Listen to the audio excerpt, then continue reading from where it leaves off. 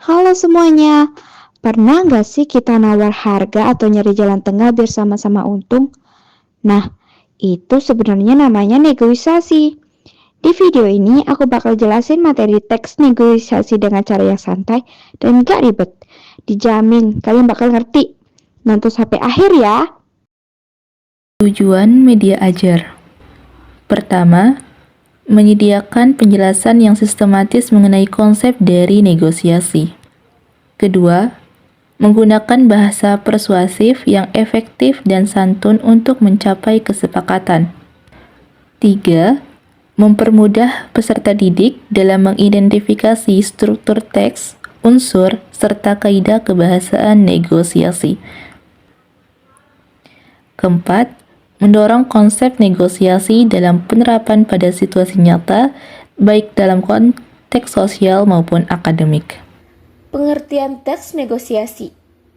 Teks negosiasi adalah teks yang berisi proses interaksi antara dua pihak atau lebih untuk mencapai kesepakatan bersama dengan jalan musyawarah. Biasanya dilakukan dengan saling memberi, menerima, dan mengajukan penawaran.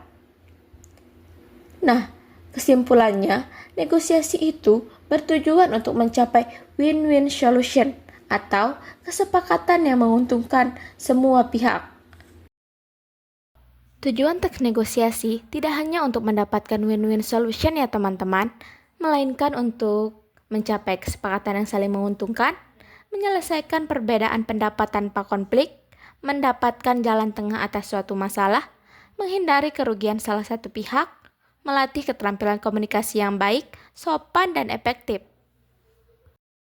Nah, selanjutnya, jika kita ingin tahu bagaimana cara memulai sampai dengan penutup, kita harus tahu juga nih struktur dari teks negosiasi. Yang pertama, ada orientasi, yaitu pembuka percakapan seperti sapaan, salam, dan pembuka topik. Yang kedua, ada pengajuan, yaitu pihak pertama mengajukan keinginan atau penawaran. Kemudian pihak lain memberikan tanggapan, bisa saja setuju atau menawar.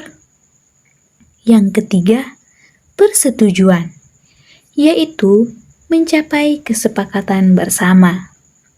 Dan yang terakhir, penutup, yaitu ucapan terima kasih atau salam sebagai akhir dari percakapan. Nah, untuk tahu itu negosiasi atau bukan, kalian harus tahu nih ciri-ciri teks negosiasi seperti apa. Yang pertama, ada dua pihak atau lebih yang terlibat. Yang kedua, mengandung perbedaan kepentingan. Yang ketiga, proses dilakukan dengan saling memberi dan menerima. Yang keempat, menggunakan bahasa yang sopan dan persuasif. Yang kelima, hasil akhir berupa kesepakatan bersama. Dan yang terakhir, bersifat kooperatif atau bukan memaksa. Nah, selanjutnya yaitu kaidah kebahasaan teks negosiasi. Yang pertama itu bahasa persuasif, yaitu membujuk atau mengajak. Yang kedua, kalimat efektif dan komunikatif, yaitu menggunakan kalimat kesepakatan seperti baiklah, kita sepakat. Yang ketiga, menggunakan kata kerja yang menyatakan tindakan seperti menawarkan, meminta, memberikan.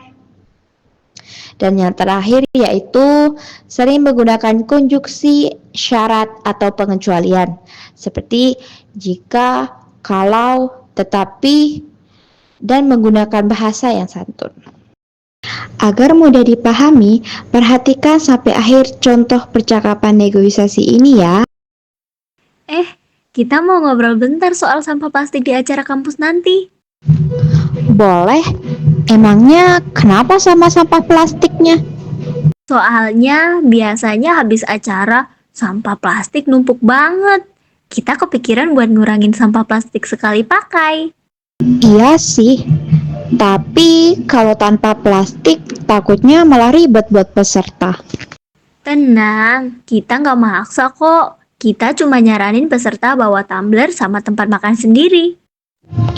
Kalau nggak bawa, Gimana?